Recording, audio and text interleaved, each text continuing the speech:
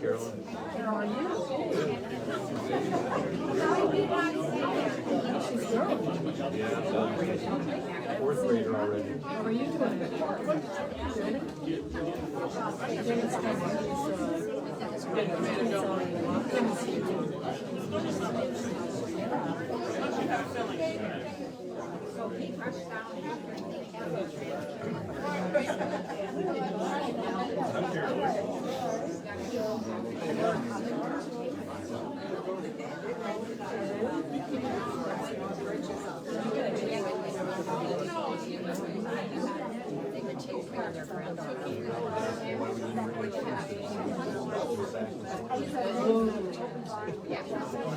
That's where I go now. Now, I never said that. I don't know if they told us that, but it's not functional last summer.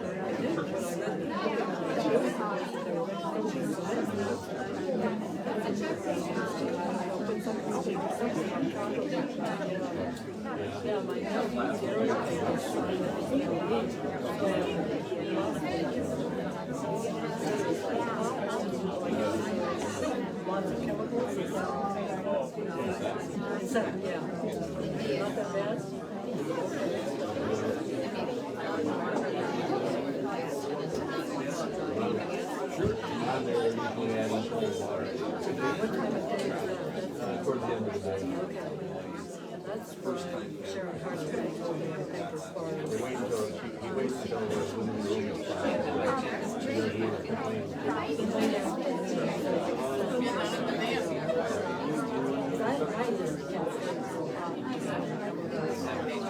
I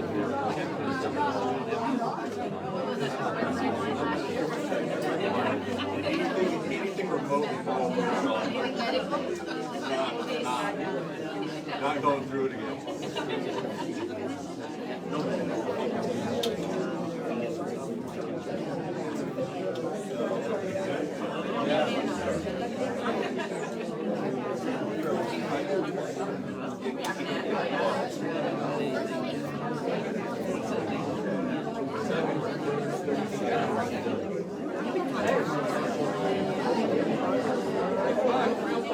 We didn't hear that would be too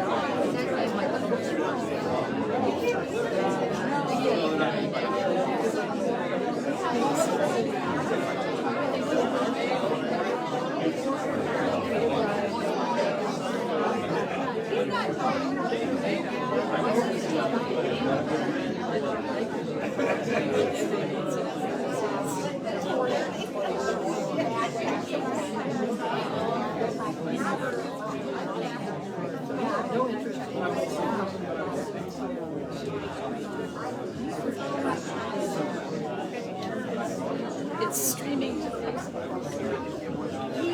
So where is it We don't have that.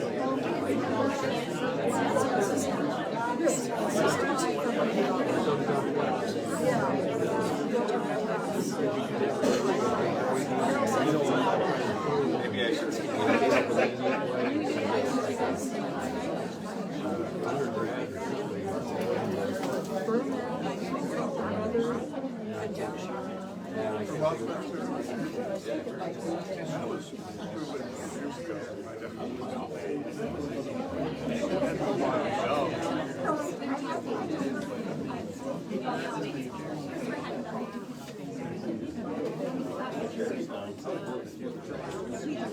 Something more recently. Something was on the radio, well, it's good, done something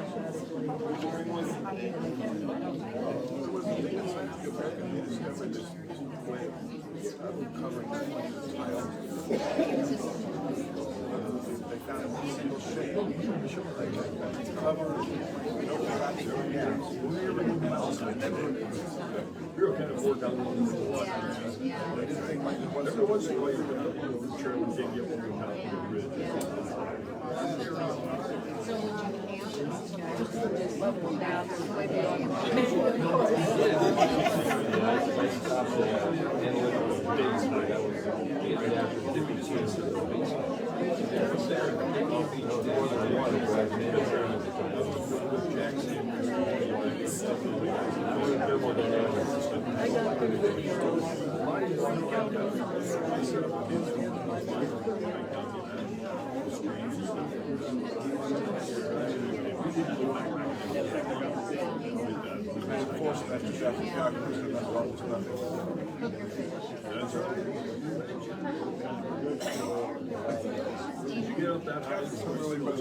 Pick it up and get it to you. Somebody out there wants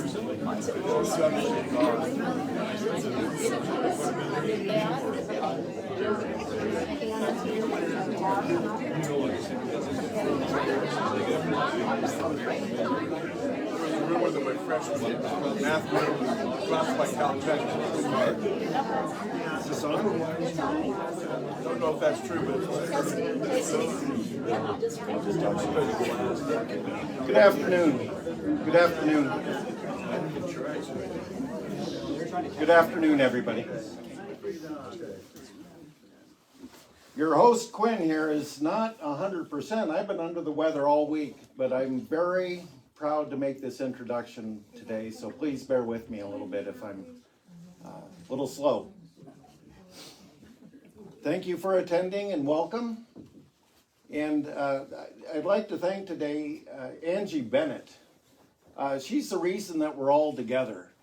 And it's not just ads in the newspaper. She's been in on this from the earliest discussions a couple years ago and the general plan of this. And it's a lot of organization, it's emails and phone calls, and there's different printers and 6 or 8 newspapers involved to get the message across. And she's just been terrific. But she's really an asset to our community because I don't think people really, when you've got somebody right here in the community with all of her talents and somebody who's trained in design and who knows the town, whenever there's a message to get across, whether it's the lake or an event like this, she just seems to play a very invaluable part in this community. So I wanted to thank today Angie Bennett, and I do not see her.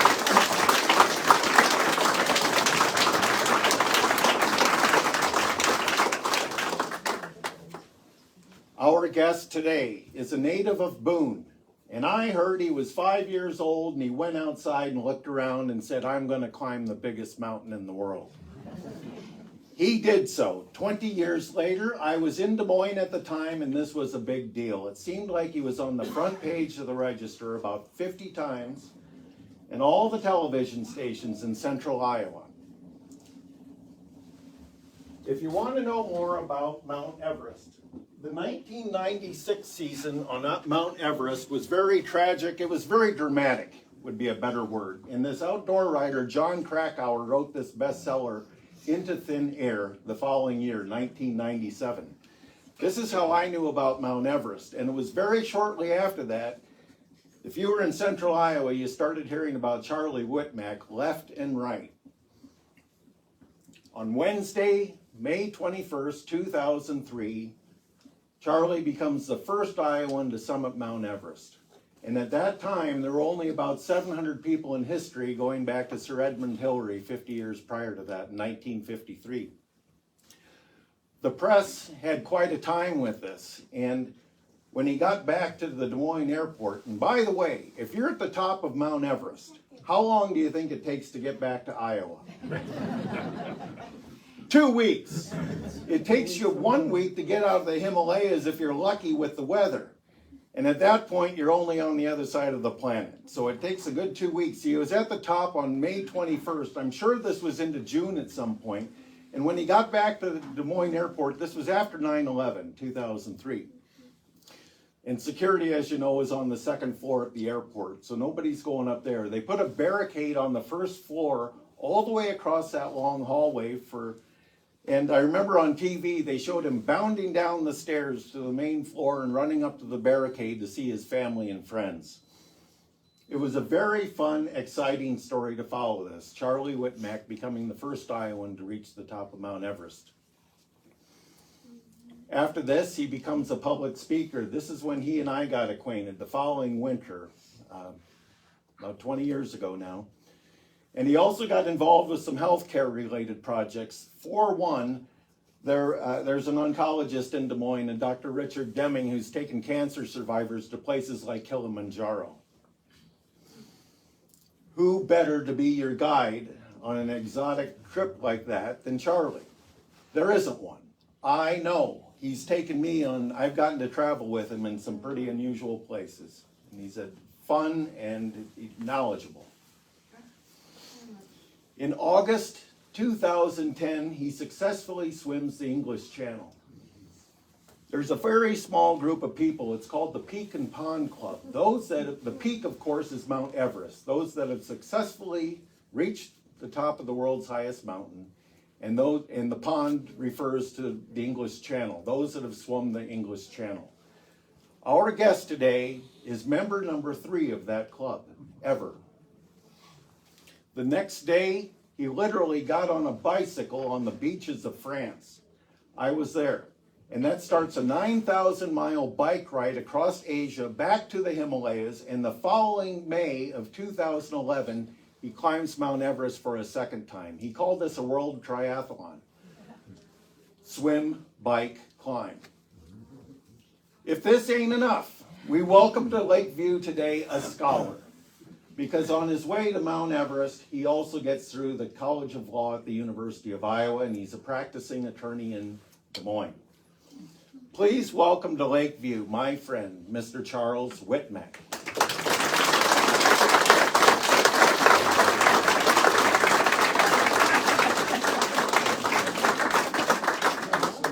Oh, my goodness. That was quite an introduction, Dr. Quinn. Thank you. I think that might have been more entertaining to hear that for the next 60 minutes than to actually hear what I have to tell you. But it's fun to be up here today. The truth of the matter is I brought you a story. I'm going to take you on a trip around the world. And the truth is I don't do this very much anymore. I used to tell a lot of stories to a lot of people all over the place. And I quit. And the reason I quit is kind of complicated. I have 4 kids now. I just had my 4th child about 6 weeks ago, and I don't really do this type of stuff anymore. And the truth about it, I'm going to begin with the conclusion is, the reason I don't tell this story anymore is because I'm actually a little bit ashamed of what I did. And it's been a big 10 years since this story unfolded. And so now I'm a dad. I've got 4 kids. My kids are 6 weeks, as I mentioned. I've got another daughter who's 4. I've got an 11-year-old and a 15-year-old. And I get up in the morning, and I give my daughter breakfast, and I go to work, and I get done with work, and I pick her up from school, and I come home. And we've been restoring, for the last 3 years, a 100-year-old house. So I took this story, I dusted it off the shelf, because Dr. Quinn asked me to come up here and tell this story. But I want you to know, I'm a little conflicted telling it to you, because my life is different now. But sometimes when I tell a story that's an old story, I learn something from it too. And oftentimes, now when I find myself speaking and talking about the way my life used to be, I'm almost an audience member myself. And so today as I tell you this story, I feel like maybe I'm sitting in the audience with you a little bit, and we're going to go on this journey together. And so with that, this is where the journey is going to take us. This is the view from the highest camp on Mount Everest, which we call Camp 4, up to the summit. And I think everybody in the room knows Mount Everest is the highest point in the world, right? And climbers, kind of a grandiose bunch, we like to say that this represents the furthest point that any human being can travel into outer space under his or her own power. And it's kind of a joke, right? Imagining what it would feel like to walk into outer space.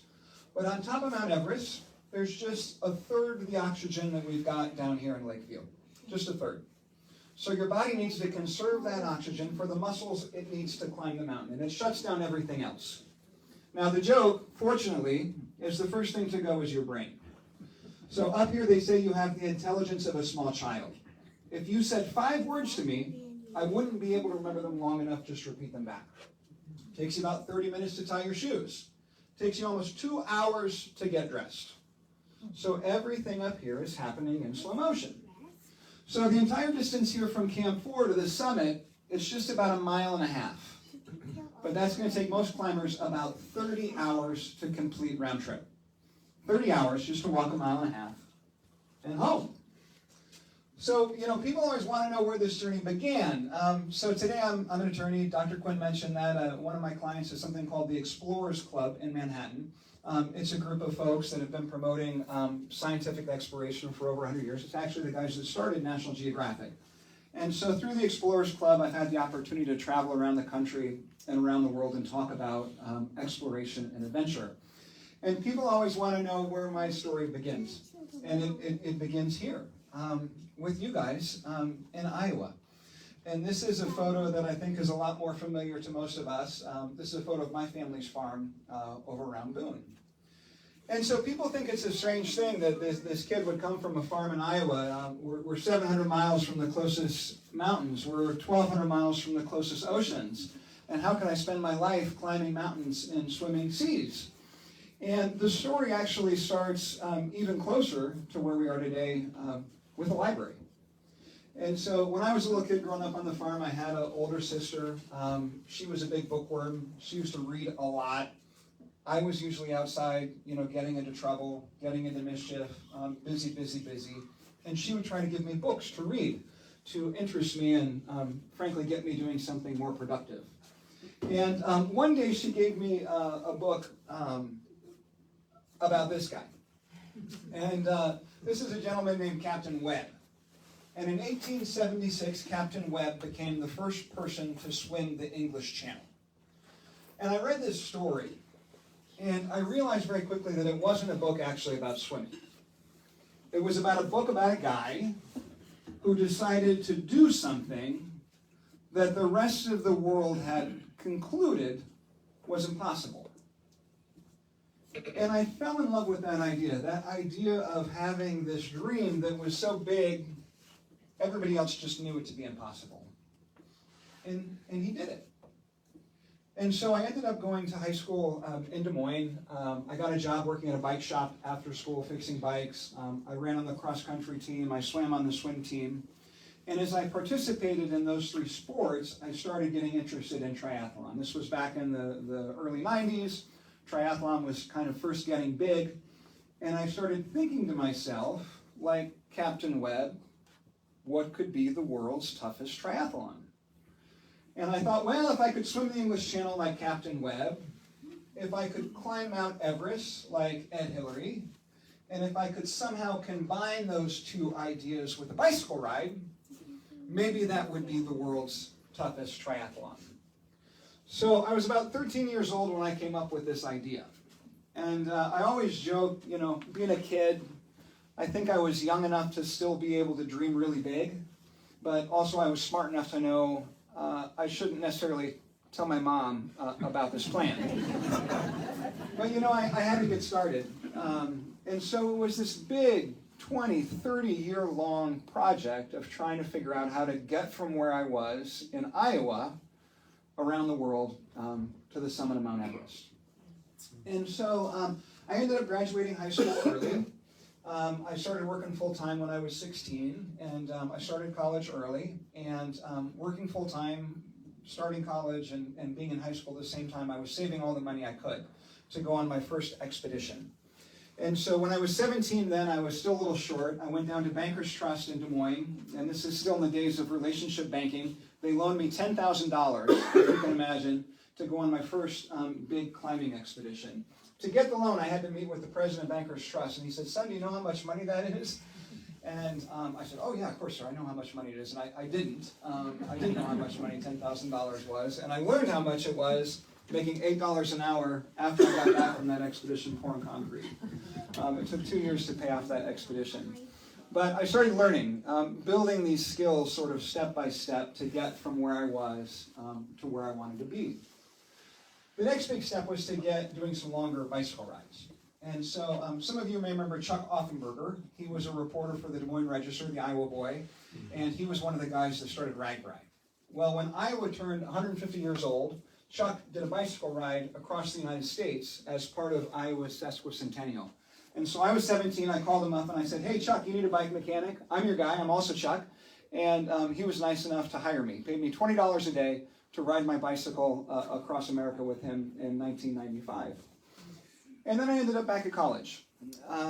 I'd been working construction for about 2 years, trying to pay off the loan. I ended up at Iowa State.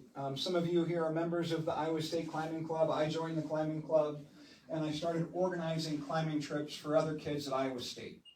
And I was doing that just to kind of finance my trips and continue to build step by step. And I'm honored here with your EMS. Your EMS worker just got up and answered a call. So honestly, it's a real amazing thing that you guys have these community service people. And so it spent about 7 years training and preparing for Everest and saving up the money. And I went to Mount Everest in 2003 for my first expedition. It was a very different expedition than what you'll read about in Into Thin Air. I went to the mountain as an independent climber, not with a guide like in Krakauer's book, not on one of those expensive expeditions that Krakauer talks about. I went to Kathmandu by myself. I purchased a permit directly from the ministry, and then I spent about 3 months climbing the mountain. I'll talk about it a bit more later. But this was my first really big reach. Dr. Quinn mentioned it was a big moment in my life. And I was filled with kind of that fulfillment that comes from reaching for a really big goal, and also the surprise of having some success. And so at this point in my life, as the adventure stuff was happening, the big stuff in my life was happening too. And I ended up getting married the summer after I climbed Mount Everest. And Kate and I started this little family in Des Moines. And we bought our dream house and, got a couple of cars, started working on the garden, and started building this life together in Des Moines. And Kate, in a sense, was the perfect partner for the training that would be the next leg of the triathlon, because I trained for the bike, I now had trained for the Everest climb, and now I had to get ready for the swim. So Kate wasn't all that crazy about high mountains and snow and ice. She was much more interested in vacations to the beach and having me go away for maybe a 6 or 8 hour swim instead of going off for months at a time to climb a mountain. So I began training for the English Channel. At this point, I was in law school in Iowa City, and so they had this new miraculous thing called the Megabus. And so if you planned ahead for $1, you could actually buy a bus ticket from Iowa City to Chicago. Kate's aunt is a nun, and she lives at the Convent of the Holy Spirit in Chicago, so I could take a $1 bus trip to Chicago on the weekend, stay with the sisters at the convent, and then spend the whole weekend swimming up and down in front of the Chicago skyline. So I started out, just with a 30-minute swim, and eventually over the 3 years in law school, it got to the point where I would get into town, do a 6-hour swim Friday night, a 12-hour swim on Saturday, a 10-hour swim on Sunday, quick dip in the pond Monday morning before jumping on the bus and back to school. But I built it up like I had built up climbing. Training in Chicago, I swam across the Chesapeake Bay, headed down to Key West. I competed in an international race around Key West, a 12.5-mile ocean marathon swim. And then in 2008, I made my first attempt to swim the English Channel. And Dr. Quinn alluded to this idea of the peak and pond. In adventure circles, this was a pretty big deal. As he mentioned, in history, there were only 3 people that had been able to do this. The reason the peak and pond is a thing to do is because you can understand climbing Everest, it's a great physical challenge. Swimming the English Channel is also a great physical challenge. But more than that, there are also 2 great physiological challenges. And what I mean by that is some people, even of the highest level of fitness, physiologically can't survive on the summit of Mount Everest because their body doesn't have the genetic predisposition to be successful. The same is true for the English Channel. You have to have a genetic predisposition to be able to survive the English Channel in addition to the fitness. And so what's interesting about those two challenges is they require the exact opposite physiological composition to be successful. So most Everest climbers are built like me. We're small, we're scrappy, we've got very small hands and feet, we've got great big lungs, great big hearts, very little body fat. That keeps us alive at high elevation. Most channel swimmers are the opposite. They're very, very large. They've got lots and lots of body fat that keeps them warm.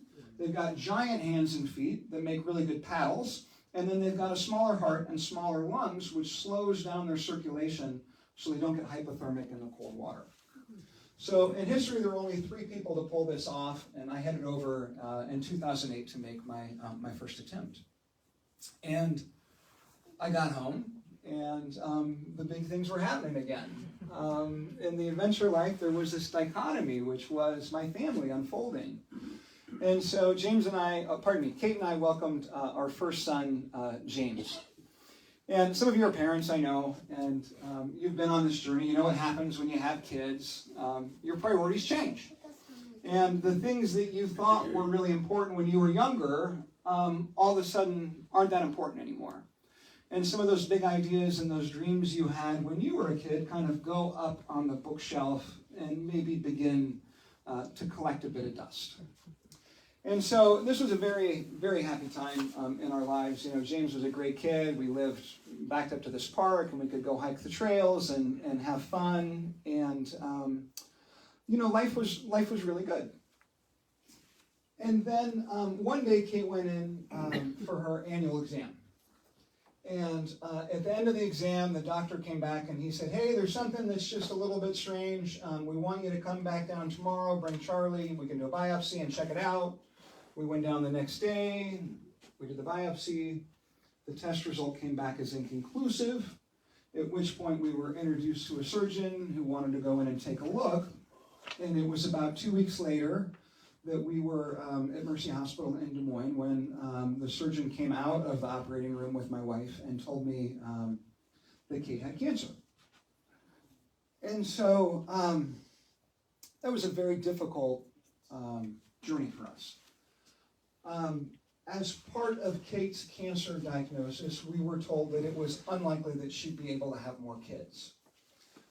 That meant our priorities were going to shift a little bit. Kate wanted to stop working and leave the workforce and spend as much time as she could with James. And that meant some other things were going to change. That meant maybe the 2 cars we had weren't probably what we could afford, and maybe the house we had wasn't quite the right one. And so we started to make some other changes in our life that would help accommodate this new lifestyle that we were trying to imagine together. And during that period of time, one thing we realized as we started to shed some of those tangible possessions was that those things were very easy for us to shed because they didn't give our life a lot of meaning. And one of the things that we realized was more difficult to shed and things we couldn't shed were our memories of things that we had done and things that we had shared together. And so in this kind of pivot in our lives, we decided we wanted to start investing our time more carefully in experiences that we could share together. And so Kate actually went back to that bookshelf where the childhood dreams had been stored. And she found a dream of hers, which was to take a family road trip, of all things, across Europe and Asia and just go drive around and see the world. She grew up reading National Geographic, and she had that wanderlust. I, for one, was still trying to figure out how to put this together. We didn't have really any extra money at the time. We'd been through a very expensive cancer journey, and we were trying to piece it together. And so I started thinking up maybe what's an idea that would be crazy enough to attract some corporate sponsorship. So I went back to my bookshelf where the childhood dreams were, and I found this idea of a world triathlon. Maybe an idea that was audacious enough that it might attract us to find a company that might be willing to foot the bill. So we started cobbling together this idea of a family road trip that would take us around the world. Now, at the same time I was practicing law, I was also teaching at Des Moines University in the Department of Global Health. And so we've become very active in the global health community, and specifically in the area of maternal health. Because of Kate's cancer diagnosis, we started really even more than we could before. We realized the blessing of our own son, and we said we wanted to commit a portion of this year to working on reducing maternal mortality someplace else in the world, so that the things that we were experiencing here in the U.S., the things that Kate had experienced here, we could help maybe pass those benefits to folks in underserved communities. So we started working with the doctors and the medical students at DMU to put together a global health program.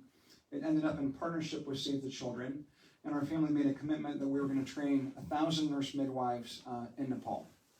What we had learned is it was about 100 times more likely that a woman would die trying to give birth in Nepal than if she was here in the U.S. So statistically, it's about as likely when you're traveling domestically in the U.S. that your bags will be lost or delayed as you are to die trying to give birth in Nepal.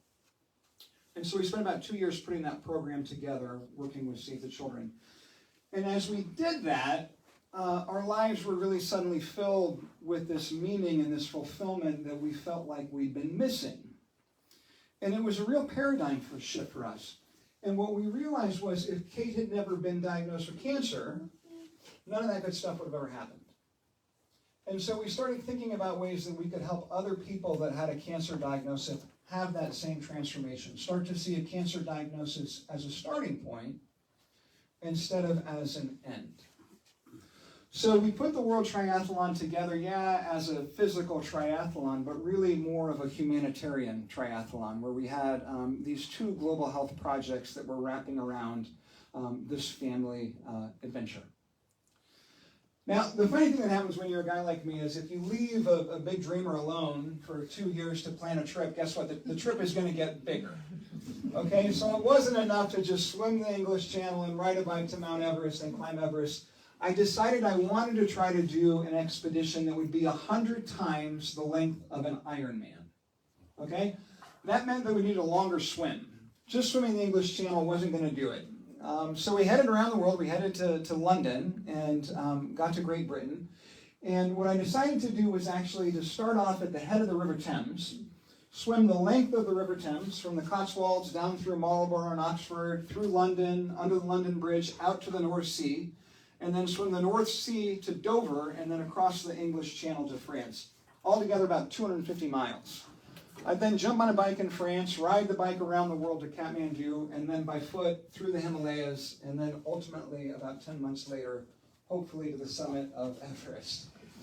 And we landed in London, and the sun came up, and we saw the river, and it was like, oh my God, what are we doing here? It just seemed like too big of an idea. All the boat traffic and this tidal river going up and down. And so we just decided to take that big idea and make it small. And we drove up into the Cotswolds, and we found the head of the River Thames. This is where the Thames begins. And fortunately, the day before we got there, it had rained. So we had a little bit of a mud puddle here. We could definitely see it. The stone that you see here in the field, right here, that's the official starting point of the River Thames. So I stepped in the mud, and I spent the first day and a half walking. And after about a day and a half of walking, the water got a little deep, and I could lay down. And after a little bit of that, it got to the point where I could swim. And what was funny is it was this kind of monumental, this impossible dream that was starting with something so simple. Just get covered in water. That's all I had to do. And then I just had to put one hand in front of the next and begin to swim. It was very simple. This was a lot of fun swimming across Britain because the British obviously have a very rich history of exploration and adventure. They get this stuff. It's like baked into their DNA. So it was on the BBC. It was on Radio 4. Everybody knew it was happening. People would come down to the banks of the Thames and cheer me on. You know, I'd step up the banks for a break and somebody would hand me a pint. It was great fun. And everybody, was saying, God bless the Queen, do it for the Queen, do it for Britain. And I didn't really have the heart to tell them I was from Iowa. That would have eroded the fan base, but day by day, we made our way. And it's hard to understand the difficulty, or the challenge, I should say, of swimming these distances. So in adventure sports, we like to talk about physiological equivalents. And what we like to say is if you ride your bike, I don't know, 110, 120 miles, that's about the same as running a marathon, which is about the same as swimming 2.5 miles. Okay, so 2.5 miles is a century bike ride or a marathon, roughly. The shortest day of swimming on the expedition was 7.5, so that's 3 marathons. The longest day was 28. So I had a nutritionist at the time. That was 18 hours of continuous swimming. I had a nutritionist at the time who was trying to estimate how much calories I was burning, and she estimated it was about 14,000 calories a day. So I had a friend of mine, Brian, come along in what we nicknamed the Blue Banana Boat, and we would load this thing up with food in the morning, and I'd swim for an hour, and then we'd stumble up onto the banks of the river and eat kind of a Thanksgiving feast, and then go for another hour on the boat, another feast, and so on. And we made our way down the Thames sort of day by day. And, it was a very simple time. Kate and James were there, and they spent the day exploring the children's museums and the castles and the libraries and the gardens of Britain. And I did what seemed perfectly natural to my now 2.5-year-old son. I just spent the entire day swimming. Oops, let me show you. We got a little video.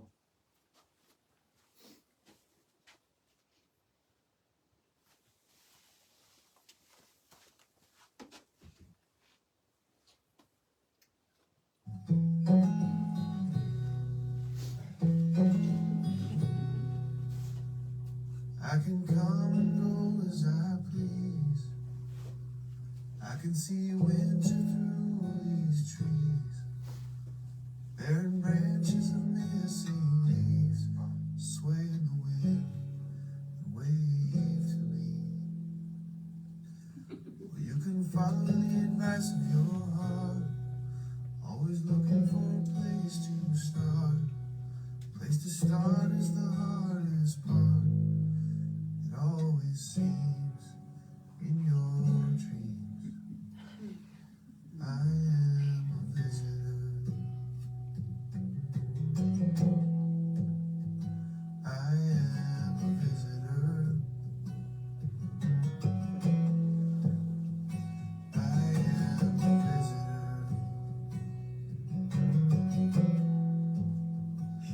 I hate to run. I hate to run. I am a visitor. I can see the table that is set for me. Family silver surges feast, moving daily from west to east. Follow me, follow me. And the least we can do is share our wealth, raise our glasses to each other's health, throw a penny in to wish you well. It's all you need, plant a seed. I am a visitor. I am a visitor. I am a visitor. I have to run. I have to run. I am a visitor.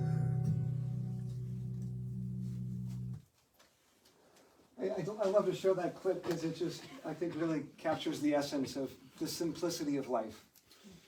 Expedition life is the best because you just get up in the morning and you just have to make it to sunset, find a meal, find a drink, move yourself forward, and it's so simple and lovely. So, we have good days on expeditions, just like in life, just like we have the bad days. And what we have to do is we have to sort of take those good days to charge us up, right? So we have the energy to survive in the bad days. So the next little video here is about one of the bad days. I had managed to swim the 180 miles of the River Thames, past the London Bridge, and out into what's called the estuary, or the mud flats. And I stood up in the mud, just approaching the North Sea, and as I stood up in the mud to have my snack, the tide went out, and I realized that I was stuck. Checking in from the mud flats here. We have not made it to our destination. We started the day over there, and our destination is over there. And yesterday we calculated the tides, and we made it a lot faster than we thought. And today we calculated the tides, and we made it a lot slower than we thought. So we're kind of stuck. And as you can see here, we're pretty much in the middle of nowhere. So we have called the Coast Guard. The Coast Guard has asked us if we require rescue, and I don't think we require rescue. Brian may require rescue. He's getting a little cold. Reason I'm stuck in the mud, and this guy's making movies. What he said, if we had landed anywhere else, it would have been fine. But right now, we're in the middle of nowhere. This is marsh. It's not earth, it's marsh. And then there's a river. So he said if we walk that way, it's like an all-night trek. We'll never really reach land. So they're sending a rescue boat out of South End on Sear. They're going to pick us up here at the water net. What's going on through your head right now? Why we do it, man? There's two types of problems you can have on expeditions. You have problems money that can fix. You have problems money can't fix. And what type is This this? is a problem money can't fix. You're just in this shit. And there ain't nothing you can do about it. See, the problem now is the tide keeps going out. I don't know if we'll ever get back to the sea. And the good news is we're going to get to see the longest pier in the world. Oh, so we got that going for us. We got that going for us. It's almost worth it.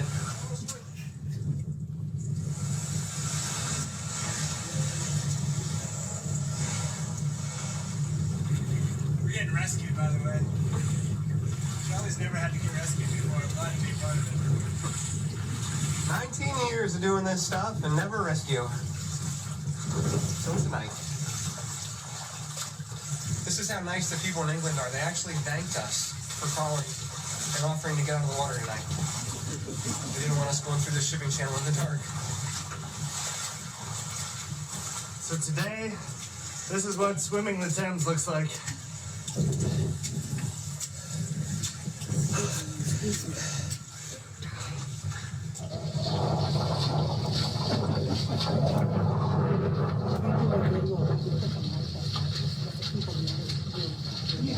Oh, they came here from there. Okay, thank you. Okay, so obviously I got out of there because I'm here today, right? But, this is actually like urban legend in Britain. If you have friends from Britain, you can ask them about this. Most people know about it. Years ago, I was having breakfast. I was in Kazakhstan, and I'm having breakfast, and the guy's, how'd you get here? And how'd you get here? And we're telling stories. And he turns and he gets real excited. His eyes got huge, and he says, "You're the one." And I said, "Pardon me?" He said, "You're the one that got stuck in the mud flats." And I said, yeah. I said, "I'm from Nebraska." So, the joke is, in the video I say, there's two types of problems you can have. You can have problems money can fix and problems money can't fix. And, it's kind of a tongue-in-cheek thing. It's not that we had lots of disposable income on this. The point was we just had been through this cancer journey. And that's a problem money can't fix. And so Kate and I, when the furnace would break, we would always say, thank God it's a problem money can fix. And so we like to have problems money can fix and not problems that can't be. And so, like I said, we were kind of charging up the batteries. In life you got to take those good days and just slow down and see the water dripping and swing into the river and enjoy it. Because you got to charge your batteries for the really hard days. And we were getting ready for a hard day. It was time to attempt the English Channel again. I told you in 2008 I made my first attempt on the channel. What I didn't tell you is I didn't make it. And so when it came up on the ticker across CNN, the headline was, Charlie Wittmack has failed to swim the English Channel. That was the headline in 38 papers, the Washington Post, all across the country. It was a huge failure for me. And what had happened is I made it about halfway. At the time the expedition doctor pulled me out of the water, my body temperature was down into the 80s. I was severely hypothermic and close to death. It took about 4 hours to get me back to shore. I was up to 91.4. It took about the next 2 days to get back to normal. So needless to say, Kate was not all that happy with how things had gone in 2008. So in 2010, she said, listen, if this is going to happen again, if we're going to try to do this again, I'm coming along, and I'm going to be the one that makes the decision on whether or not the swim continues. So the next little video is put together by ESPN. It's a documentary, or an excerpt from a documentary that they created about the World Tribe. The channel is a hell of a long swim. It's 21 miles from the closest point in England to the closest point in France. It's hard mentally today, it's hard. I didn't realize how emotional I'd be. Last time I swam this, I was tied. You have to just try to get in kind of a zen-like state. Just think about one stroke at a time. You can't think about trying to look at France or you'll fail.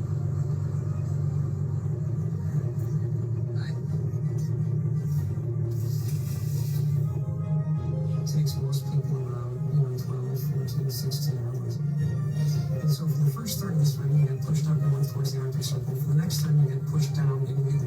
And then for the last third, you get pushed back toward France. And the landing point in France is literally a point. And if you miss that point, you may have to swim 3 or 4 more miles into the shore. You pass through the busiest shipping lane in the world at least twice, and there's 100-ton container ships in the energy. And you know the whole time you have to be consistent, you have to keep pace.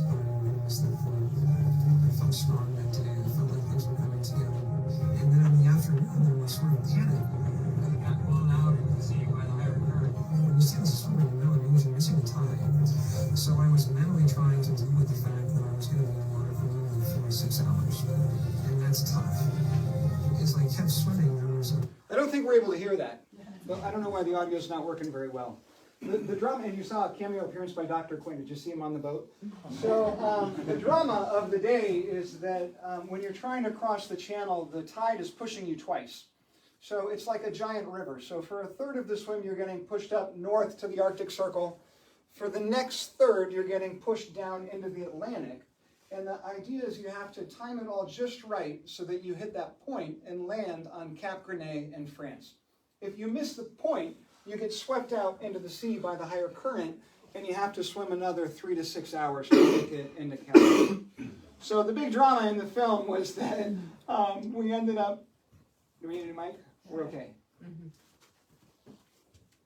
I got to turn the mic on. Thank you, Diane. I got to turn it on. Technology isn't my thing. So the big drama was that we were missing the tide, and we thought I was going to miss Grenay and end up in Calais, and we kind of all pulled it together, and we made it. And Kate was there, and it was a really great moment for us to get to France. The joke about this whole thing is that when you have these big dreams, sometimes you forget to plan for your own success. And so the swim had been for me a big mental block for years and years and years. I knew everything about the swim. I knew the name of every guy that owned every boat that operated on the Thames. I knew if a half inch of rain fell in Britain, how long it would take to get to the water and how it would impact the tide. The trouble was, the day I got to France, I didn't really have any idea what was next. I didn't have a hotel reservation. I had a truck that was full of maps and a sponsor, and the idea was somehow now we were supposed to ride this bicycle around the world to Kathmandu. So again, it was that old idea of taking this big idea and making it small. Don't think about Kathmandu, just figure out how to get on the bike and start to move it forward. So the first day, I rode 40 miles. And we found a place to sleep, and James and Kate were there. My mom actually was along for this part. And we started working our way across Western Europe. Now, for the folly of parenthood, James had now turned 3, so you imagine a toddler on this. During the swim, he had a ball, because we could rent a house and stay there for a week, and you don't swim very far in a day. So he had some sense of stability. Now, on the bike, it was 100 miles a day, 150 miles a day. It was a new town every day. It was a new country every few days. And to quote Kate, James started getting a little bit weird. So by the time we got into Prague, I rode my bike across the Charles River into Prague, and Kate told me it was time for James to go home. And so I was supportive. I got it. I understood it. And I noticed that Kate was like on the internet, like doing some shopping or something, as I was sitting on the computer writing up some emails to our sponsors, telling them why the expedition was coming to an end. And then as I was finishing that up, I started booking the plane tickets for us to fly home as Kate headed out and started doing some shopping in town. And she got back that night and she gave me the gift that she had put together. She'd found this trailer to go behind my bike. And in the market, she had bought all the kind of freeze-dried food she could find and put it in a duffel bag with some camping gear. And she said, hey, good luck. You've got to keep going. You can do this. And so she gave me a kiss and got in the cab with James and headed to the airport and gave me a little gentle push to keep going. And over the next 30 days, it poured rain for 28 of those days. It rained so much in Eastern Europe that year, I actually got an ear infection while riding the bike, which is hilarious because I had just spent 5 weeks swimming up to 18 hours a day with no ear problems. Now I'm getting ear infections on the bike. And so I made my way across Poland and Ukraine. This photo is actually from Lviv, just across the border from Poland into Ukraine. And this is big country. People don't understand how big this part of the world is. And so here's one of the road signs telling you the two towns coming up, Atriau and Antbisk, 904 and 294 kilometers away. So here's one of the countries. This is the United States. This is this part of Europe. Here's Kazakhstan, one of the 11 countries I'm bicycling across. We'll just drop it on the United States so you get a sense. These countries are huge, and there's really nothing there. Kazakhstan is part of the former USSR. There's one road that's about 1,800 miles long that goes along it. And because it's part of the former USSR, they're still a little skeptical of Americans. So the rule is, if they give you a visa to visit, you have to check in with the government 3 times a day. Once in the morning, once during the day, and once before you go to bed at night. That's not that hard to do if you're on an organized tour, but it's not that easy to do if you're riding your bike across the Kazakh desert. So what I had to do was take the government agent with me. So I got to the border of Kazakhstan, and these were the guys that greeted me. The gentleman, the little guy there on the left, his name is Vadim. Vadim had been KGB during the USSR, and after the USSR collapsed, he told me he went into private enterprise and tourism. And you can see here from the landscape, this is a great place for private enterprise and tourism. And his sidekick, I'm not making this up, his sidekick's name was Igor. And so Vadim and Igor showed up. These guys were pretty certain that nobody had ever ridden their bicycle across the Kazakh desert before. I think they were equally certain I was not going to be the first person to do it. But you don't have to spend too much time looking at the photo to imagine who the sponsor of this leg of the expedition might have been. But these guys rolled up in a brand new Toyota Land Cruiser Desert Edition, and they didn't care who hadn't done this or who couldn't, but they were just going to play along and enjoy their new truck. So we headed off. And they said, okay, Charlie, you want to bicycle across Kazakhstan? Just follow me. And they headed off into the sand, and I followed them. And after a day's ride, Vadim found a little water in the desert, and there was some grass there, and so we pitched our tent. And very consummate host, he offered to take the first watch that night. And so he took out the rifle and started very dutifully pacing back and forth across the campsite. I realized quickly it wasn't the rifle he needed, it was the bayonet, because the thing he was looking for actually were these guys. And the issue, of course, in the desert is it gets very cold at night. The snakes are looking for someplace warm. Suddenly there's a tent and a sleeping bag, and the warmest place for 1,000 miles is my sleeping bag. So, you get to sleep eventually, and, the snakes are getting comfortable, you're getting comfortable, the sun goes down. Fortunately, the sun comes up the next day. And in a sense, if you come from Iowa, it's a little bit like an extreme rag ride. Okay, so we know how to ride our bikes across Iowa. We know how to ride our bikes across the Kazakh desert. You get up in the morning, instead of cows, we have camels. Instead of farmers, we have nomads. Instead of corn and ethanol, we've got endless oil fields. It all feels very familiar because oil's a lot more valuable than corn. There are actually guys out in the middle of nowhere to guard the oil. So they would always stop me, shake me down. It was hilarious. Look at my water bottles. I don't know why. Was I stealing oil? We'll never know. And the days pass. It's a beautiful, wonderful time. And I think we all have these periods in life, where we're out in the desert, and it feels like our destination is a really long way away. And I think if you look, sometimes there's things that you can find that give you a little hope. I would wake up in the morning and I could see off in the distance there were some mountains. And I thought, well, surely the mountains aren't covered in sand. And so I'd ride the bike throughout the day and I'd get to the mountains and, nothing but more sand. I'd ride a bit further and I could see, okay, here's a town coming up. Surely in the town there has to be some place without sand. And I'd get into town and I'd find even the basketball court is made out of sand. I'd ride out of town to the other side. Now here we go. The engineers had come along. They had planted some shrubs so the sand dunes didn't blow along the road.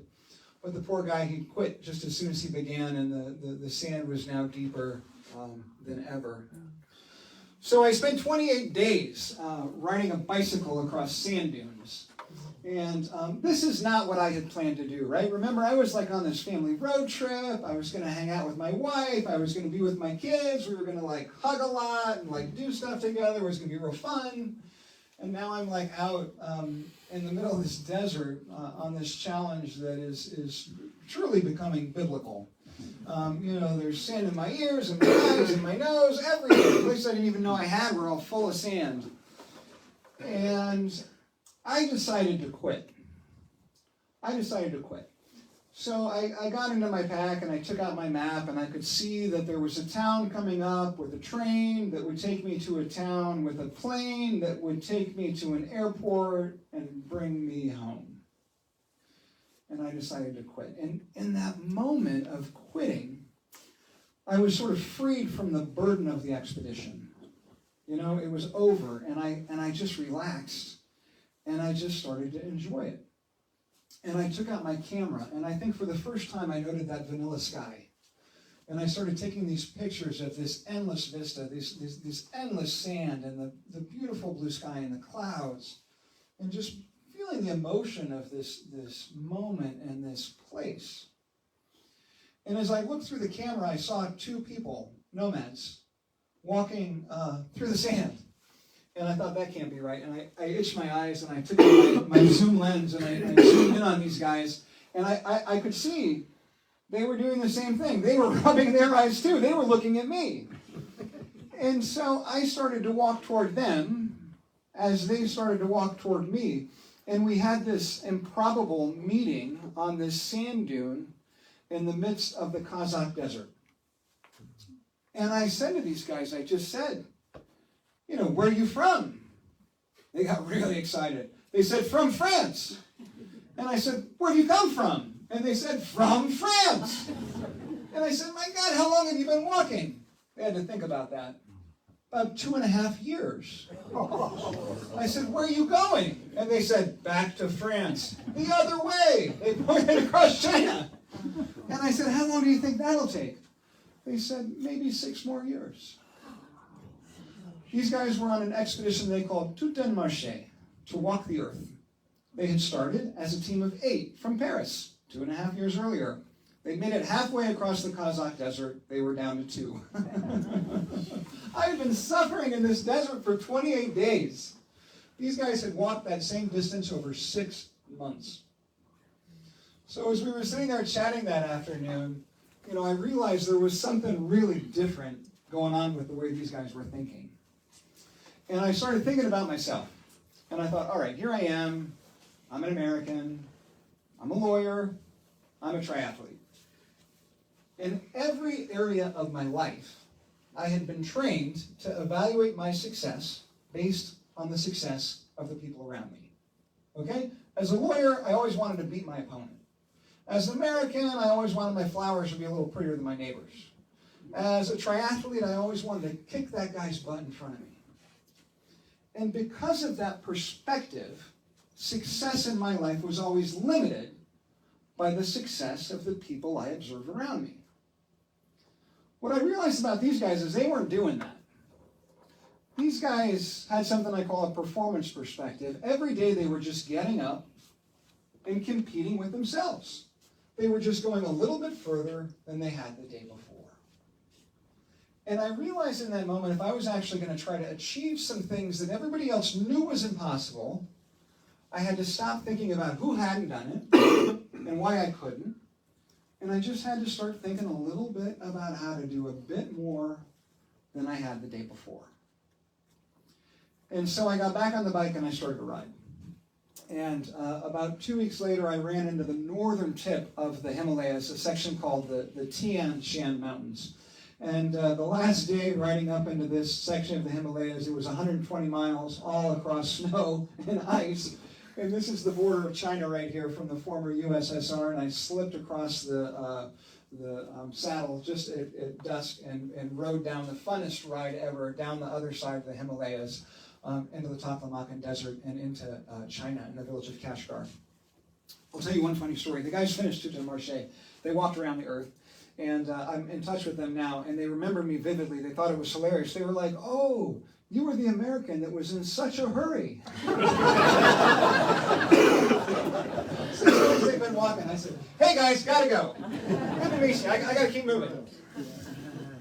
So I spent about 2.5 weeks in Kashgar trying to beef up, refresh, get ready for what was going to be the toughest part of the bike ride. I was going to ride out of this village of Kashgar into the Taklamakan Desert, across the big sand dunes, hopefully up onto the Tibetan Plateau, and ultimately into Nepal in the Everest region. So this was like the major leagues. It was like the World Series, and I've been playing Little League, and I'm headed out of the desert. You know, the temperature differential is extreme. The wind is indescribable. The sand is endless. And I have to climb over 3 days, three bigger series of mountain passes, ultimately to 18,500 feet. Okay? So I nicknamed these three mountain passes the Father, the Son, and the Holy Ghost. And this is day one, heading up into the Himalayas. The first day, I think the mountain pass was about 14,500 feet. So as high as any mountain in the continent of the United States on a bicycle. Pasang showed up. Pasang is the Sherpa I climbed Everest with in 2003. And so Pasang showed up, and he said to me in a way only a Sherpa could say. He was like, "Listen, Charlie, all you have to do is ride your bicycle across those mountains, and you'll be there." And so we went down and down the other side and found something to eat that night. Pasang tried to cheer me up with a special American dinner. He made French fries, fried chicken, and pizza. And I still wasn't really believing I could do this, so he went out the next morning to give me a little cheering section, and these guys cheered me off as I headed out onto the road. So this is the next day. The asphalt ended on the other side of that bridge, back into the rocks. This day, the mountain pass was about 16,000 feet. And you can see how they just cut the road here out of the side of the mountain as you get higher. And that night we found a little river and camped next to the river and had a beautiful camp and a nice cozy night before the final climb. This was the end of the season in Tibet. And so it's mostly a very traditional form of Buddhism in this part of the world. And this faith believes in reincarnation. And so one of the things they help you with your reincarnation is that after you die, they will remove an arm or a leg, part of your body, and they'll feed it to the birds. And the hope is if the birds eat it, it will help you have a higher order in your next life. Now, if you're really lucky, what happens is you die right at the end of the season. And so everybody goes to Lhasa for the winter. And what they do is they take your body in that case, and they tie your body on the back of a yak, and they set the yak free. And the idea is the birds will eat the whole body instead of just an arm. So the problem is everybody's gone to Lhasa for the winter except for the dogs. And so the dogs kind of hear you in the morning, zip zip. You're opening up your tent, you're firing up your cook stove, and you start to hear the dogs barking, and you kind of hear them coming. And it's a very inspirational thing because when the dogs are coming, you know that they know you and you know that they know what you taste like. And so you pack up a little more quickly than you might otherwise pack up, and you ride your bicycle a little more quickly than you might otherwise ride. And it's a little bit like, I don't know, Lance Armstrong in the Tour de France with the Peloton chasing you down as you're trying to climb up to the top of the Alps. So I headed out on the gravel road that day, climbing higher and higher. This day to 18,500 feet on a bicycle. And we're riding into the Everest region now. And Pasang's there, you know, cheering me on, you can do it. And, you know, things started getting a little weird. And I came around the corner, and my parents were there. My parents had been divorced for like 20 years, and they had come all the way over to Tibet, and here they are on this very, very difficult day in the middle of nowhere, and they're standing alongside the road, you know, cheering me on. You can do it. Well, so I had to show off a little bit. So I got up on the bike, and I'm sprinting a little bit down to the next switchback. And I got to the next switchback, and there are some of my colleagues from the medical school and my law firm, and they had come all this way. They're standing next to the road, you know, cheering me on. You can do this. And then I got really excited. And so now I am like feeling like Lance Armstrong. I'm sprinting to the next turn. And at the next turn, there are these like childhood friends of mine. You know, these kids I hadn't seen since I was like 8 or 10 years old. And they're cheering me on. You know, they hadn't aged a day in all those years. And all of a sudden, the lights started going out. And I fell off the bike into the gravel road. And Pasang drove up behind me in the Land Cruiser, and he scooped me up, dumped me in the back of the truck, drove over the pass and down into the next valley. And it was about 2 days later that I woke up here. And you know, like in Explorer School, they teach you how to deal with this, right? Okay, it's like in the movie, you know, you wake up, you don't know where you are, you don't know what's happened. And so you start with your toes.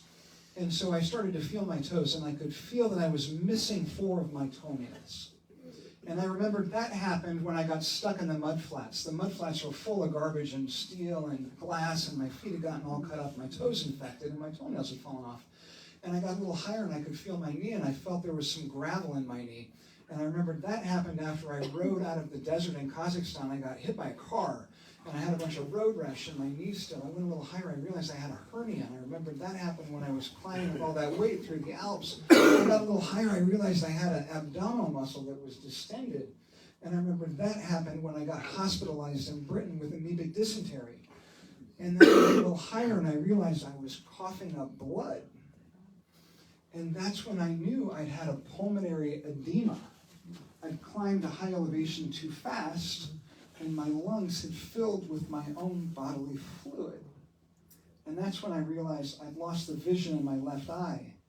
And I realized that same fluid had gone to my brain and caused a cerebral edema. And so what I realized is I made a mistake. And this is the thing. In exploration and adventure, it's like life.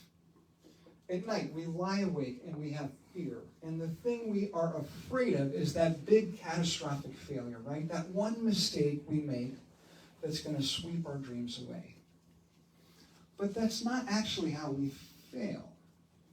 The way we actually fail is incrementally. It's not the big thing that takes our dream away. It's the little things that we fail to stay on top of. And I realized laying in bed on the abandoned road to Lhasa in Tibet that death had come for me in increments. It was an incremental failure. And so I rolled over and I got the phone out, the satellite phone, and I had to call Kate. And I needed just a little bit of inspiration, like something to get me out of bed. And I called her, and it's Sunday back home, and it's the afternoon. They've been to church, friends are over, they're having a barbecue in the backyard. Burgers, hot dogs, kids are playing. I can hear everybody in the background.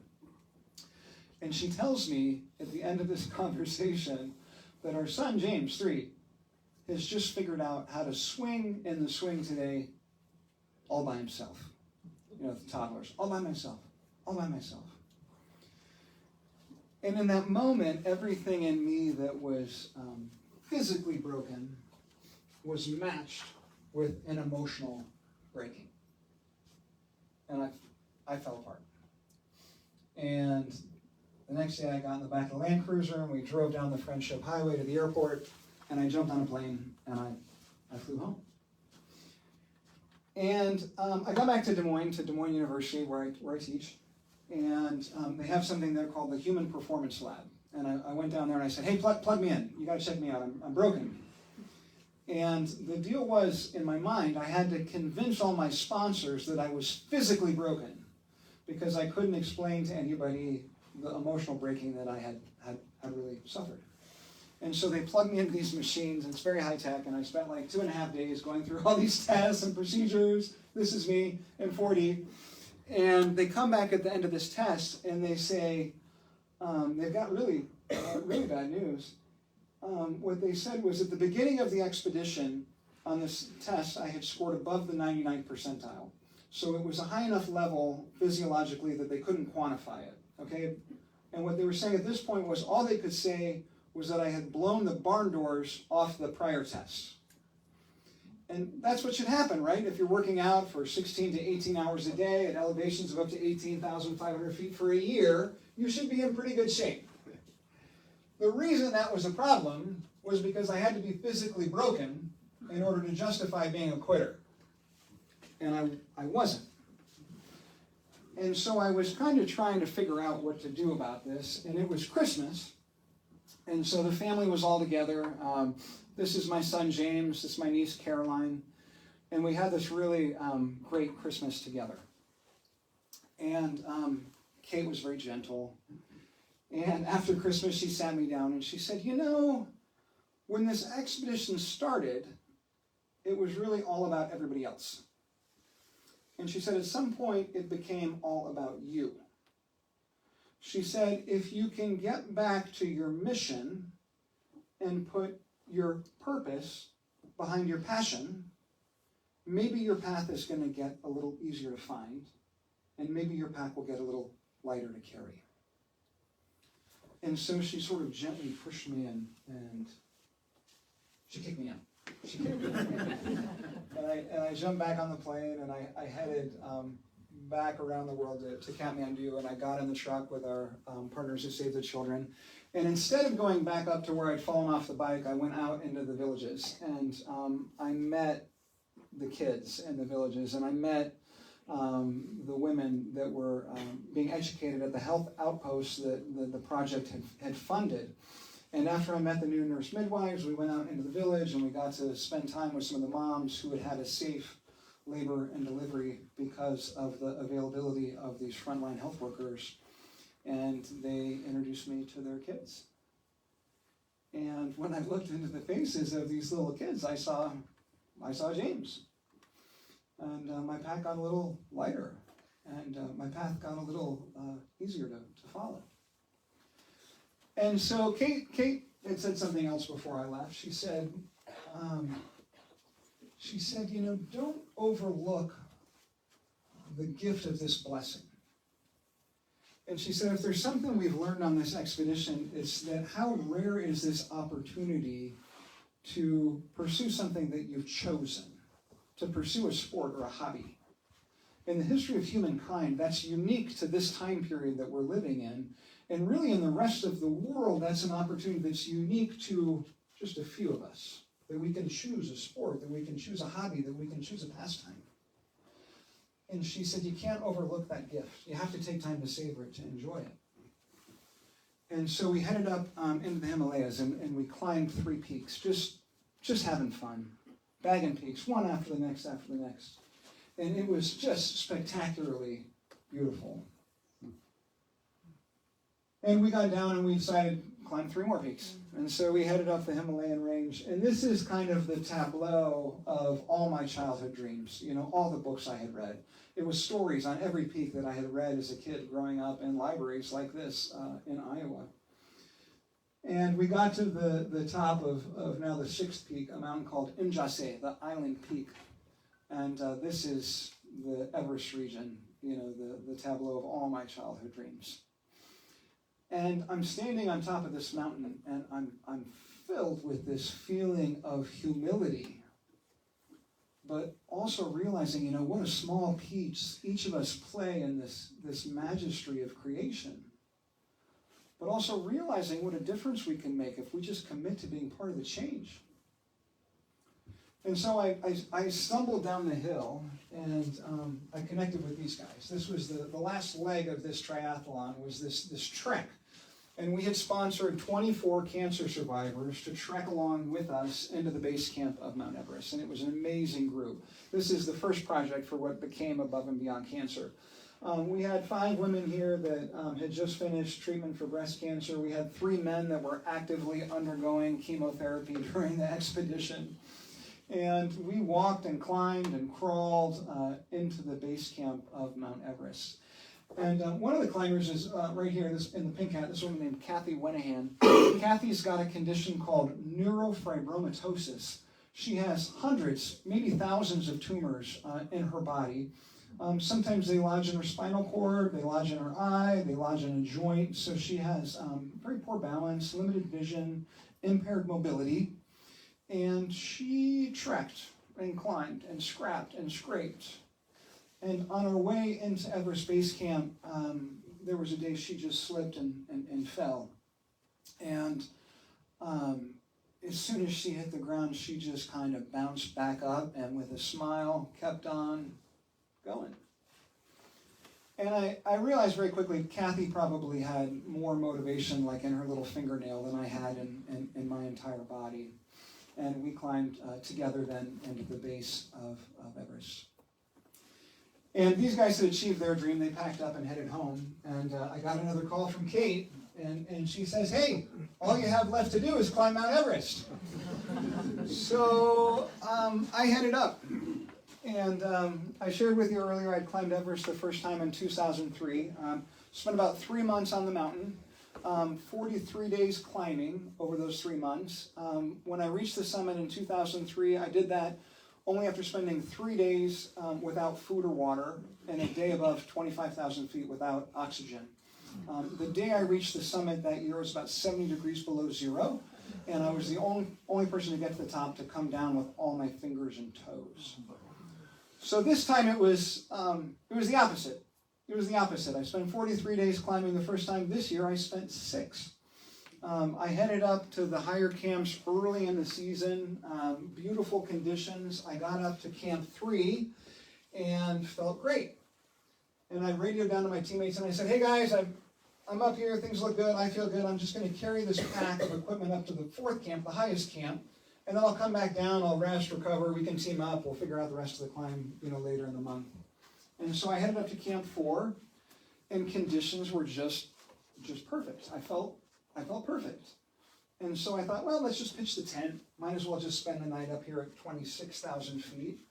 And I pitched the tent and got in, and I was laying in the tent, and it was totally still.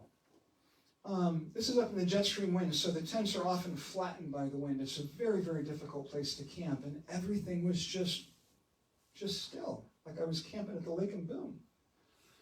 And so at about 9 o'clock at night, I unzipped the tent. I thought I was dreaming, and the mountain was just covered in a blanket of stars.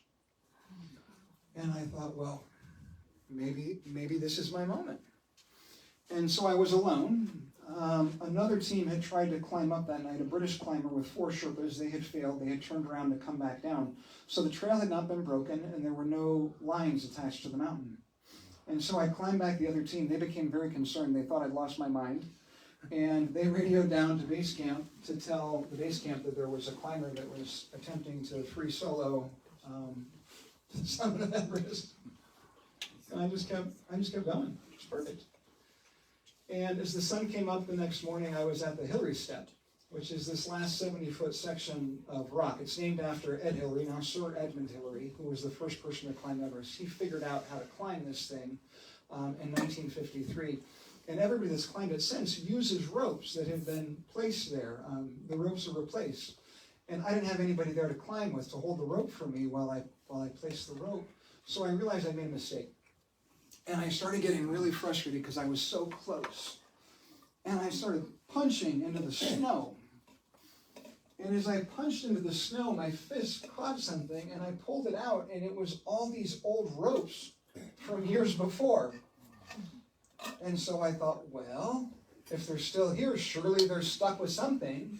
Maybe it's ice, maybe it's snow, maybe a screw, maybe a pickup. And I thought, well, if I hold on to all of them, we'll see.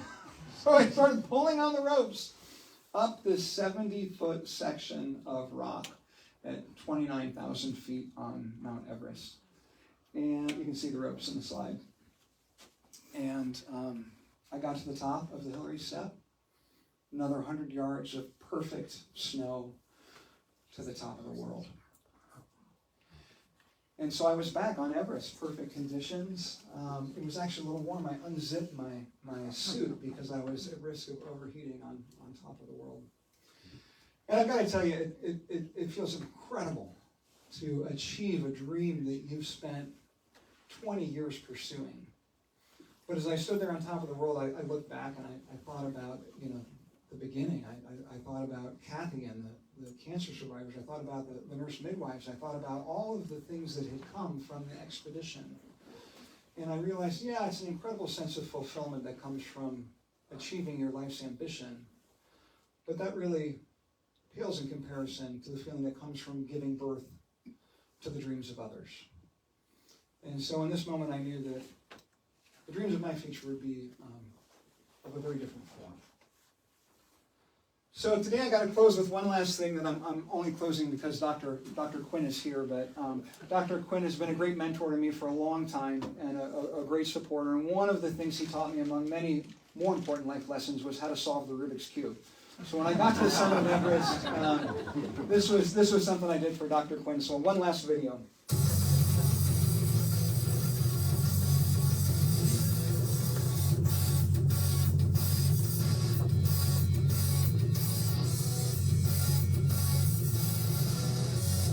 Hi, I'm Charlie Wittmack. I'm here at the summit of Mount Everest and I'm going to solve the Rubik's Cube. Maybe on simulcast, they say, hey, I'm here on the summit of Mount Everest, and I'm here to solve the Rubik's Cube. Perfect conditions today. Conditions are 11 out of 10. And so I'm going to take a few minutes here to mesh the cube up. And now, let's go. All right, now we'll start. This was funny. I actually have no memory of this occurring. Years after this taking place, it was in the New York Times.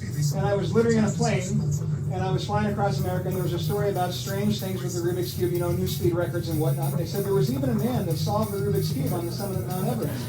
And I read the story, and I said, God, who was that? I have to know who that is. And then I realized it was me.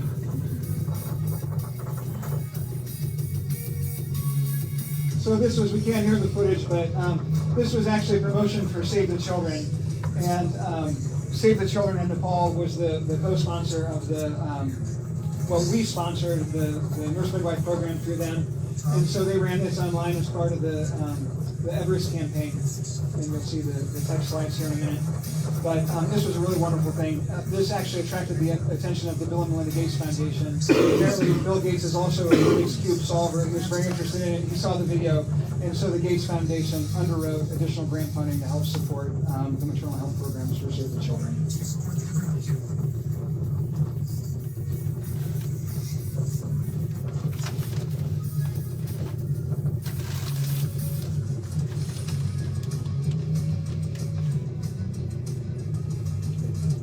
It's a very wonderful musical ending to our story, John. You're going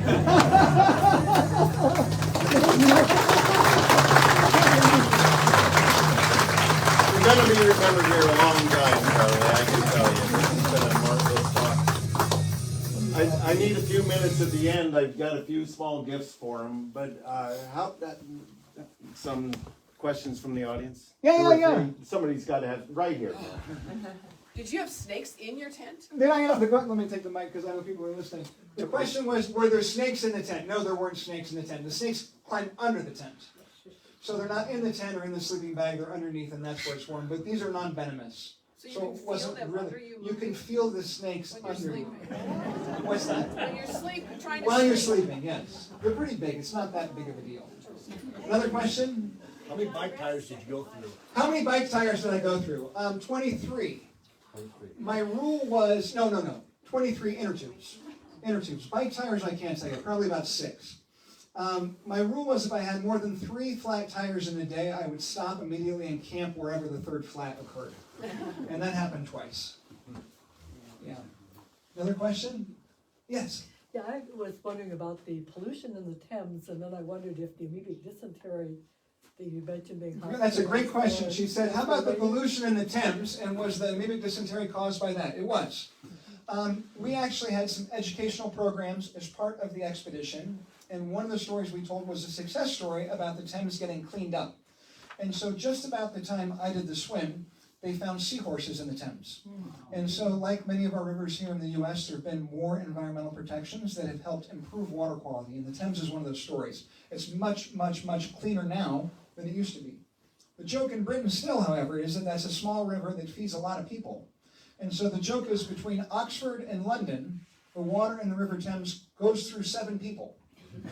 So, yes, there are other things in there. When I got sick, I went to the ER. Of course, it's public health in Britain, so I showed up to the, I can't remember what they call the ER, it's not that. And she said, well, what have you been doing? And I said, well, I went for a swim in the Thames yesterday. And she said, well, of course you're sick, it's filthy. So I was actually hospitalized twice due to water problems. Another question. By the time you were done, had your toenails grown back? What, say it again? By the time you were done, had your toenails grown back? Yeah. By the time I was done, did the toenails come back? Yeah, I can't honestly remember, but after you come off Everest, it's the opposite of going up. When you come down, your body is supercharged from the oxygen, so things heal very, very quickly. So by the time I got back to Iowa, I was, 110% like Superman. Yep. Yeah.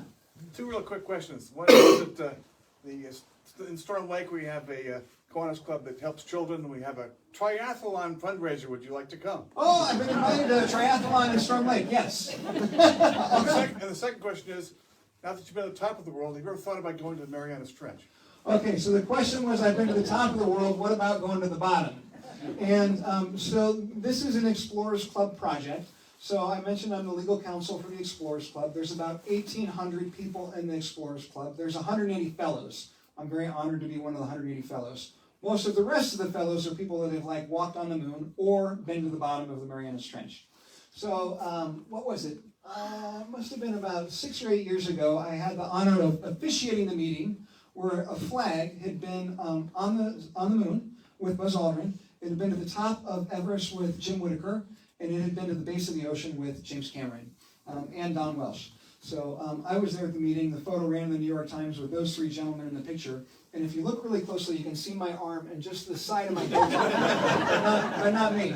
But no, I don't have plans to go to the bottom of the ocean. It'll be fun, but not in my budget in this lifetime, at least.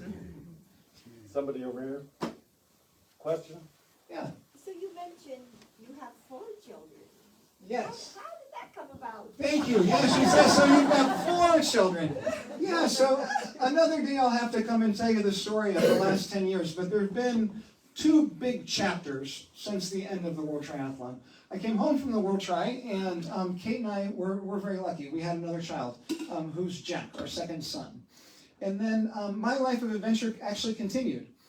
So the second chapter after the adventure chapter was one with nonprofits. And I started a firm called Charity Launch and worked only in the public interest on missions, some religious missions, mostly healthcare missions in underserved areas. And I did that for about 6 years. The last 2 years, I flew over 200,000 miles a year. So it was a trip around the world every month. It was incredibly fulfilling work, important work, and it led to my divorce. And it led to a lot of pain and regret. And so after my divorce, I moved back to Iowa and got back to my roots. I met an amazing woman. I evolved and changed and grew as a person. And I've been remarried now for, about 5 years. And Colleen and I had our first daughter, who's now 3. And we just had our second child, my fourth, together, who's now 6 weeks. So I alluded to the fact that my life now is a little different, and some of the story I'm ashamed of. And Kate's an amazing person, and you can see from the story an amazing supporter. And we had a wonderful life together, and I'm grateful for the opportunity of having done that. Yeah. Yeah. On your first attempt on going across the channel, were you in a wetsuit or was Yeah. it out? On the first attempt of the channel, did I wear a wetsuit? It's a very good question, and it's a very controversial story. The first attempt of the channel, I did not wear a wetsuit. In adventure stories, in adventure circles, the rules for how we compete are based on the first person to do it. Captain Webb, when he swam the English Channel, he wore no wetsuit. He wore goose fat. He purchased it from a pharmacy in Dover.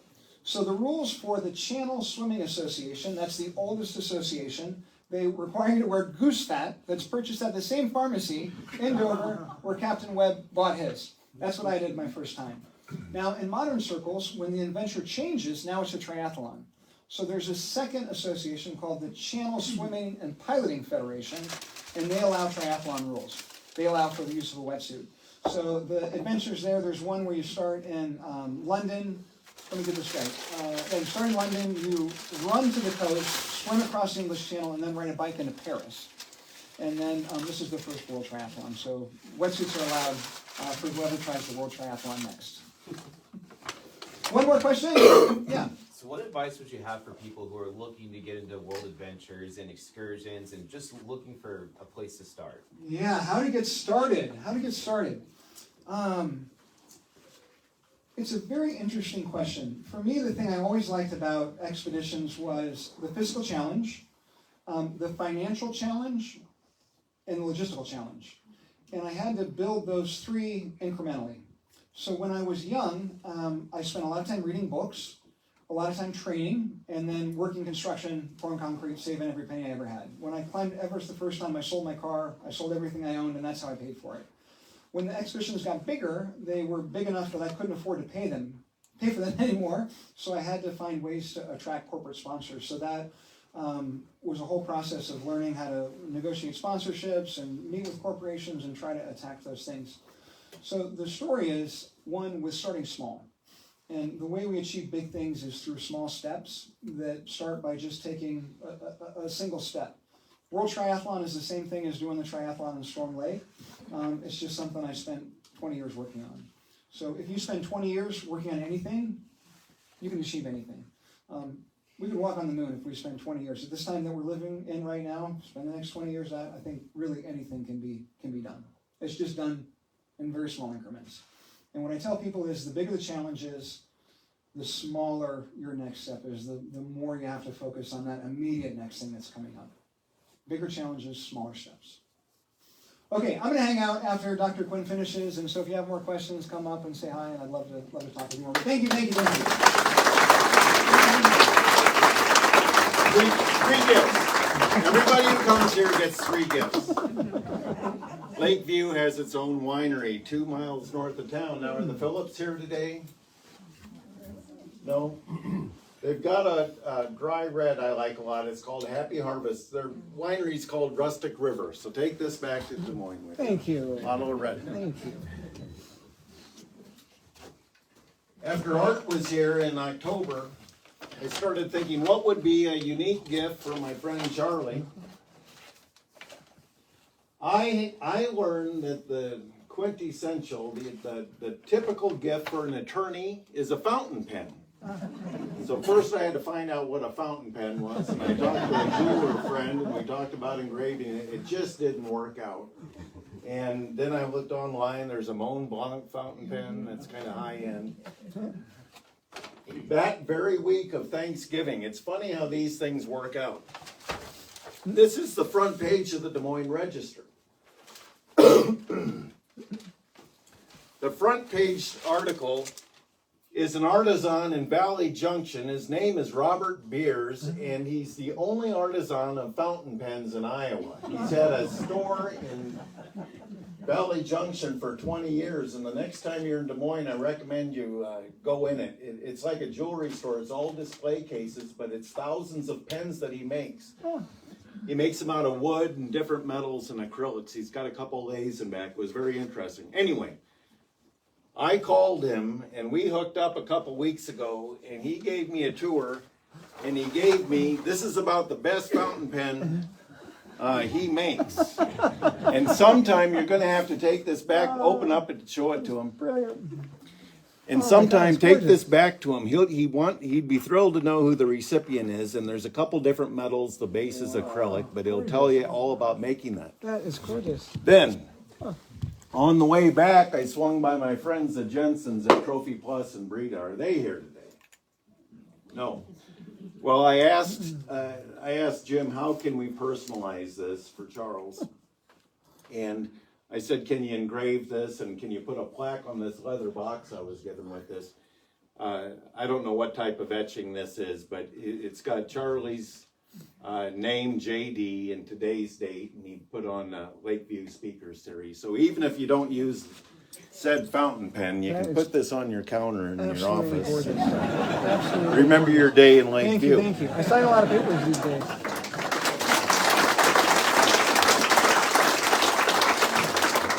The last gift has a little bit of a story to it. When he and I met 20 years ago, he climbed Everest the first time in May of 2003. And I had followed his story closely, and again, I'd read the Krakauer book, Into Thin Air. But the following winter, it was about this time of year, I read in the Register that he was going to speak at his alma mater on a Sunday afternoon, Roosevelt High School.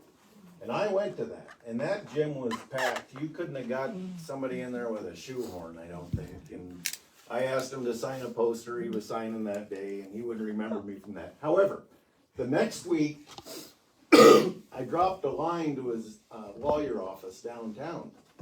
And I said, Charlie, I followed your story the last couple of years, and I was there Sunday. I said, I know something about goals and making plans and traveling overseas and things. I said, you're beyond me. I want to hear about this. I can help you. And he said, well, let's meet for dinner. And we meet for dinner sometime. And he brings along the man who scaled El Capitan with me, and remind me his name again, please. John Richard. It comes out in this dinner conversation that night 20 years ago. Those two were learning the Rubik's Cube for the first time. We actually swung by my cool place about 5 blocks from that restaurant, and they saw it sitting on a coffee table. I kid you not, by coincidence, I was relearning the Rubik's Cube for some reason. I had learned it in high school here back in the 70s or whenever that was, 40 some years ago. And I was relearning it. Well, this became like a running joke or a topic of conversation, and how do you do step 4 in that? This Rubik's Cube. This is 2004. Well, the second time he climbs Mount Everest is 2011. And when he gets back from the World Triathlon, I hear that presentation, similar to what you've heard this afternoon. And it, of course, concludes with him, this video at the top. And he says, is Quinn here today? And I raised my hand and I went up on stage. Well, he gave me the Rubik's Cube that he drug across Asia, and he took it to the top, and that's in this video here. I thought that's pretty cool. This stuff doesn't happen much in my life. I've had it for 10 years. This is the Rubik's Cube he gave me 10 years ago that he drug up to the top of Mount Everest and is in the video. And I'm going to gift this back to you today. Let's make this a traveling gift. At the latest. Come back in 10 years and you can give it back to me, and we'll say whoever has it at the end wins. Now, he's been out living for about 30 or 40 years.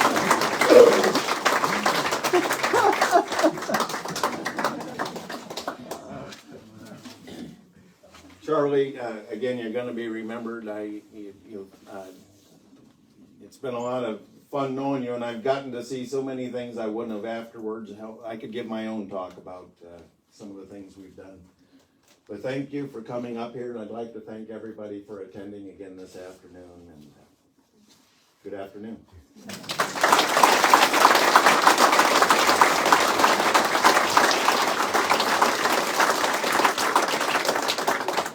I'll say one thing in closing. This is a very emotional thing. This is something I carried around for a long time, and it was a destination I was going to. And that's what it represents. It didn't represent a Rubik's Cube or it represented the destination of a 20-year project. And you helped make it possible. And I gave it to you, John, for that reason. And I thought about it a lot. On the summit of Everest, I brought back one rock from the summit for my dad, and I gave it to him. And I brought back this, and I gave it to you. And I wondered where it was. Everything else from the photo is in a museum. And this is in John's house, but we'll take good care of it. I like the traveling gift. Thank you all for having me. I'll hang around and answer questions.